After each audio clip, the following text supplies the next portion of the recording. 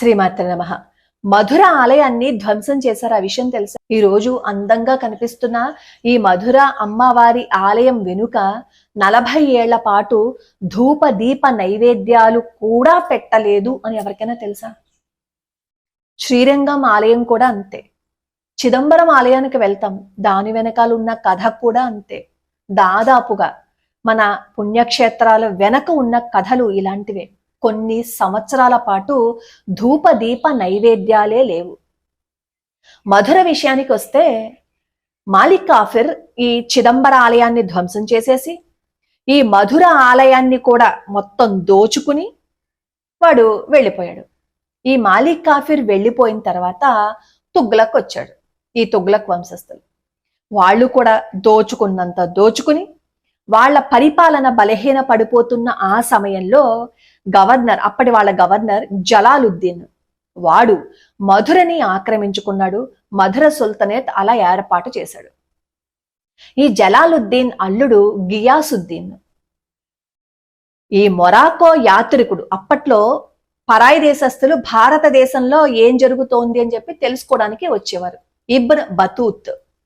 ఈ ibn Battuta ఏం చేశాడు అంటే, ఈ గియాసుద్దీన్ ఆ మధుర ప్రాంతాలకి పర్యటనకి వెళ్ళినప్పుడు అతను రాసుకున్న విషయాలు ఏంటంటే, గియాసుద్దీన్ పరమ దుర్మార్గుడు.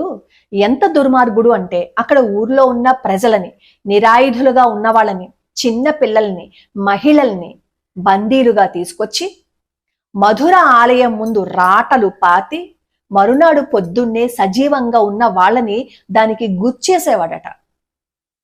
అంతటి దుర్మార్గుడు. అంతేకాకుండా ఈ మధుర ఆలయంలో పనిచేస్తున్న అర్చకుల, పూజారుల ప్రాణాలు కూడా తీసేశాడు. అది చూసి నాకు ఎంత దుర్మార్గుడు అని అనిపించింది, నాకే అలా అనిపించింది అని అతను రాసుకున్నాడు. ఆయన ఒక్కరే కాదు, గంగాదేవి అని మధుర విజయం రాశారు. ఆవిడ రాణి. ఆవిడ కూడా అందులో ఏం రాశారు అంటే, దేవతామూర్తులు రక్తం ఓడిపోతూ ఉన్నాయి, ఆ దేవాలయ ప్రాంగణంలో ఆవు మాంసం చెల్లా చెదురుగా పడింది, అది చూస్తే గుండె ద్రవించిపోయింది. మధుర వీధులలో వేదఘోష వినిపించాలి, దానికి బదులుగా నక్కల తోడేళ్ల ఊలలు వినిపించాయి. అత్యంత హృదయ విదారకంగా అప్పటి మధుర ఉంది అని చెప్పి ఆవిడ కూడా రాశారు. ఎందుకు జరిగిందంటారు మధురలో? ఎందుకంటే ఎవడో వస్తాడు, మనల్ని రక్షిస్తాడు, మనం ఏమీ చెయ్యక్కర్లేదు అని స్తబ్దుగా ఉండిపోయినందువల్ల, మనం ఇంకొకరిని రక్షించేలాగా ప్రయత్నం చేయకపోవటం. ఎంతసేపు మనల్ని పరిపాలించేవాడు ఒకడున్నాడు, వాడు వస్తాడు, వాడు మాత్రమే రక్షిస్తాడు. మనల్ని పరిపాలించేవాడు మన ఇంట్లోనే కుర్చీ వేసుకుని కూర్చోడు కదా, ఎప్పుడో ఏదో వస్తుంది వీళ్ళని రక్షించాలని చెప్పి. మనల్ని పరిపాలించేవాడు ఎలా అయితే తన ప్రయత్నాలు చేస్తున్నాడో, మనం కూడా మనల్ని అంత స్ట్రాంగ్ గా మార్చుకోకపోతే ఇలానే ఉంటుంది పరిస్థితి.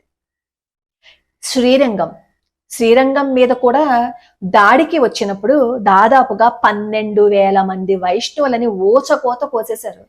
వేదాంత దేశకుల వారి చరిత్ర చదువుతూ ఉంటే, ఉత్సవమూర్తులని సుదర్శన్ భట్టర్ గారి పిల్లల్ని ఆయన రక్షించడం కోసం తీసుకుని వెళ్తూ ఉన్నప్పుడు పాపం మధ్యలో వీళ్ళు దాడి చేస్తారేమో అని చెప్పి ఆ శవాల మధ్య పడుకుని ఉత్సవమూర్తులని తిరుపతి చేర్చారు. రంగమంటపం అని మనం చెప్పుకుంటాం కదా, దాదాపుగా 40 సంవత్సరాల పాటు ఆ రంగమంటపంలోనే ఉత్సవమూర్తులు ఉండిపోయాయి.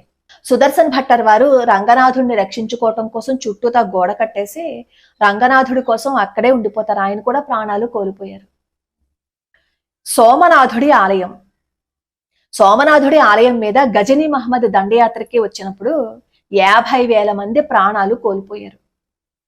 అక్కడ ఉన్న వాళ్లలో చాలా మంది శివుడే రక్షిస్తాడు, త్రిశూలంతో సంహరిస్తాడు ఈ గజనీగాడిని అని అనుకున్నారు. కానీ గజనీగాడు వచ్చి ఆ 50,000 మంది మీద గుర్రాల మీద వెళ్ళి ఆ లోపల ఉన్న ఆ శివలింగాన్ని మొక్కలు చేసేసి సంపదని దోచేసుకుని 6 నెలల పాటు ఆ గుర్రాల మీద ఆ సంపదని తరలించుకున్నాడు. అంత సంపదను దోచుకున్నాడు.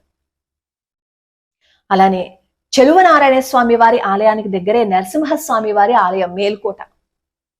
అక్కడ ఉత్సవాలు జరుపుకుంటుంటే అక్కడ ఉన్న అందరినీ కూడా ఓచకోత కోసేశారు. మాండ్యం చిన్న గ్రామం అనమాట. నరక చతుర్దశి రోజున టిప్పు సుల్తాన్ వచ్చి అక్కడ ఉన్న మగవాళ్ళందరినీ ఊచకోత కోసేసి తలలు తీసేసి, కొంతమందిని చెట్లకి వేలాడదీసేసి, ఊరంతా తగలబెట్టేసి అక్కడున్న ఆడవాళ్ళని ఎత్తుకుపోయాడు. ఆ ఆడవాళ్ళ పరిస్థితి ఒక్కసారి ఊహించుకోండి. ఈ రోజుకి మాండ్యం అయ్యంగార్లు దీపావళి జరుపుకోరు. నరక చతుర్దశి రోజు జరిగిన ఆ దురదృష్టకరమైన సంఘటనని గుర్తుపెట్టుకుని వారణాసిని దోచుకుని పోయారు. ఇలా ప్రతి చోట దేవాలయాలని ధ్వంసం చేసేశారు. ఆ రోజు సోమనాథుడి ఆలయం మీదకి దండయాత్రకి వచ్చినప్పుడు ఒక్కొక్కడు త్రిశూలాన్ని పట్టుకుని వాళ్ళందరినీ తరిమి కొడితే, ఆ గుర్రాల మీద సంపదని తరలించుకుపోయిన గజనీ మహమ్మద్ గాడి యొక్క సేనలో ఒక్కొక్కడు ప్రాణాలతో లేకుండా గుర్రాలు తీసుకుని వెళ్ళిపోయేవాడు. ఒక్కొక్కడు నేను అలా చేసి ఉండుంటే. అలాగే మధుర మీనాక్షి అమ్మవారి ఆలయంలో కూడా అంతే కదా. వాళ్ళు కూడా దండం పెట్టిన చేతులతోటే దండం పట్టుకుని ఉండుంటే ఏమయ్యేది చెప్పండి. ప్రతిసారి మనల్ని మనం రక్షించుకోవటం చేత కాక దేవుడికి దండం పెట్టి మాత్రమే కూర్చుంటున్నాం.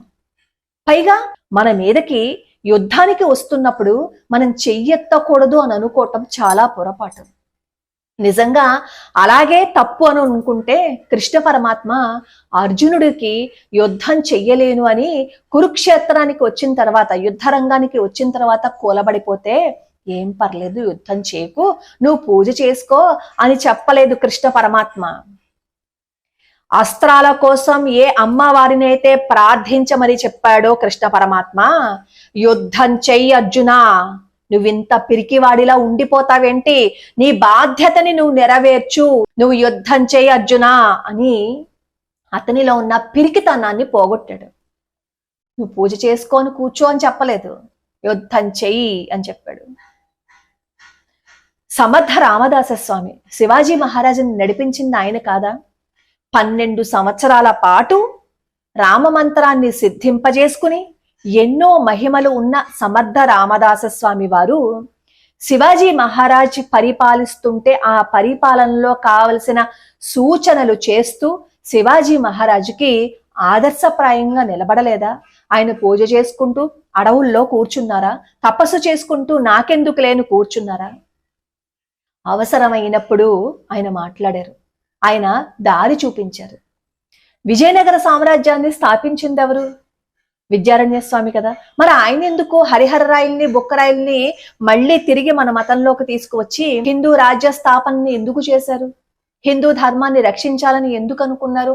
ఆయన కూడా తపస్సు చేసుకున్నంత కాలం తపస్సు చేసుకుని ఉండుంటే సరిపోయి ఉండేది కదా. ఎందుకు అప్పటి పరిస్థితులను చూసి మళ్ళీ మన ధర్మాన్ని మనం నిలబెట్టుకోవాలి అని ఎందుకు అలా చేశారు ఆయన?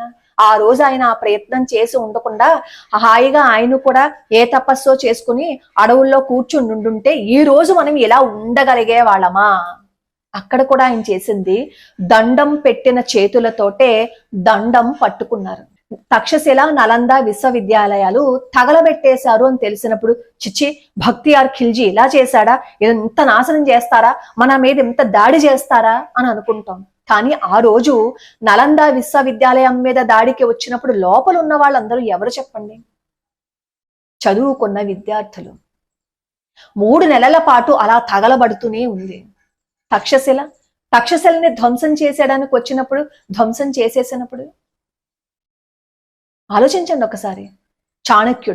చాణక్యుడు బ్రాహ్మణుడు, ఆయన కూడా వేదమంత్రాలు చదువుకుంటూ కూర్చున్నారా? కూర్చోలేదు. దేశం ప్రమాదకరమైన స్థితిలో పడినప్పుడు ఆయన ఏం చెయ్యాలో అది చేశారు. చంద్రగుప్త మౌర్యుణ్ణి రాజుగా అక్కడ కూర్చోబెట్టారు. ఆయన చేయలేదా?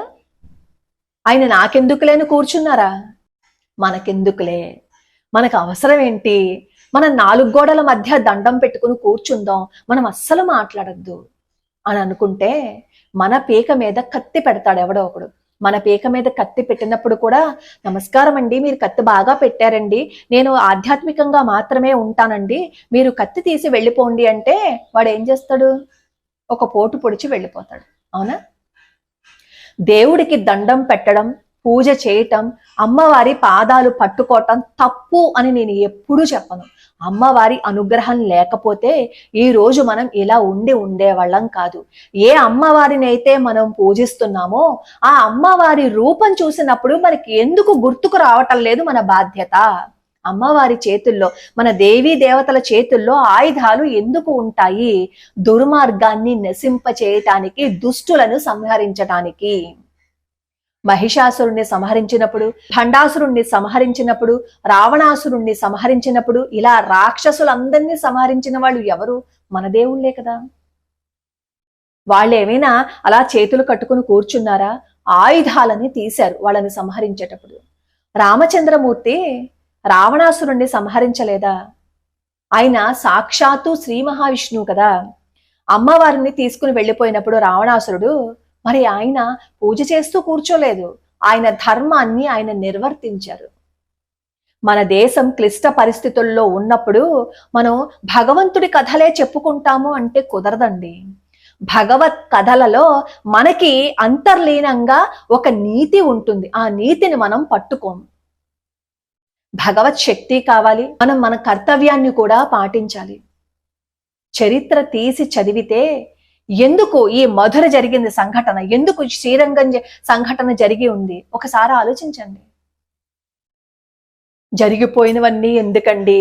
ఆ జరిగిపోయినవన్నీ మళ్ళీ ఇప్పుడు అవన్నీ చెప్పి ఈ మత కల్లోలాలన్నీ రేపటం అవసరమా అండి అంటారు. జరిగిపోయిన వాటి నుంచే కదా పాఠం నేర్చుకోవాలి. జరగబోయేది ఎలా ఉండాలి, జరగాల్సింది ఏంటి అని జాగ్రత్తగా ఉండకపోతే, ఆ జరిగిపోయిన వాటి నుంచి మనం పాఠం నేర్చుకోకపోతే మనకి ఈ జగత్తులో ఉండడానికి ఏదీ ఉండదు. కాబట్టి ఇలా కామెంట్లు పెట్టేవాళ్ళు ఒకసారి ఆలోచించండి. మన గతం ఏంటి? ఇలాంటి దురదృష్టకరమైన సంఘటనలు ఎందుకు జరిగాయి? మనం మాట్లాడకూడదా? నోరు తెరవకూడదా అనేది ఆలోచించండి. పెహల్గాం దాడి జరిగింది కదా, హిందువా కాదా అనే కదా కాల్ చేశారు. 2 రోజుల క్రితం అదే కాశ్మీర్లో కుల్గాం, అక్కడ ఛత్తీస్గఢ్ నుంచి వేరు చోట్ల నుంచి వలస కూలీదారులు అక్కడికి వస్తూ ఉంటారు. ఇటుక బట్టీల దగ్గర పనిచేస్తూ ఉంటారు. ఇటుక బట్టీల దగ్గర పనిచేస్తున్నప్పుడు ఎవరో వచ్చి వాళ్ళ మతం అడిగి, వాళ్ళ పేరు అడిగి, హిందువులు అని చెప్పి ఇద్దరిని వేరు చేసి వాళ్ళ ప్రాణాలు తీసేశారట. నిజంగా అలాగే చెప్పి ఇంకా పూర్తిగా వివరాలు బయటికి రాలేదు. అదే గనక జరిగి ఉండుంటే మనం చేయవలసింది ఏంటి చెప్పండి? భగవంతుడిని ప్రార్థించాలి, కానీ ప్రార్థించటంతో పాటుగా అన్ని విషయాలు మనం కూడా తెలుసుకోవాలి కదా. ఏమీ తెలుసుకోకుండా మనం ఉండిపోయాము అని అనుకోండి, మన బ్రతుకు కూడా ఏదో ఒక నాటికి ఎవడో ఒకడు వచ్చి అంతం చేసేస్తాడు. అక్కడ మన దేశాన్ని ఈ రోజు నరేంద్ర మోడీ గారు అక్కడ కూర్చుని మనకి కష్టం తెలియకుండా ఆయన చూసుకుంటున్నారు కాబట్టే మనకి విలువ తెలియటం లేదు. హైదరాబాద్లో రజాకర్ల ఉద్యమం జరిగింది. అప్పుడు ఎంతమంది ప్రాణాలు కోల్పోయారు చూడండి. 1947 నుంచి 2026 వరకు ఎన్ని దాడులు జరిగాయి, ఎంతమంది ప్రాణాలు కోల్పోయారు, 2014కి ముందు ఏం జరిగింది, 2014 తర్వాత ఏం జరిగింది అనేది ఆలోచించండి. నరేంద్ర మోడీ గారికి మనం సపోర్ట్ చేస్తున్నాము, ఆయన గురించి మాట్లాడుతున్నాము అంటే అది రాజకీయము అని అనుకుంటే అది మూర్ఖత్వం. అవసరమైనప్పుడు దండం పట్టుకోవాలి. మనం దండం పెట్టిన ఆ చేతులతోటే, అది మరిచిపోతే బ్రతుకు ఉండదు. ధర్మ ఆచరణ ఎంత ముఖ్యమో ధర్మ రక్షణ కూడా అంతే ముఖ్యం. ఆధ్యాత్మికత, దేశభక్తి వేరు కాదు, అది ముందు తెలుసుకోండి. ఇలా కామెంట్లు పెట్టే ముందు రేపన్న రోజు బయట జరుగుతున్న పరిస్థితులు మన ఇంట్లోనే వస్తే, మన ఇంట్లోనే సంక్షోభం ఏర్పడితే అప్పుడు మనం నోరు మూసుకుని కూర్చుంటామా అనేది ఆలోచించి అప్పుడు కామెంట్ పెట్టండి.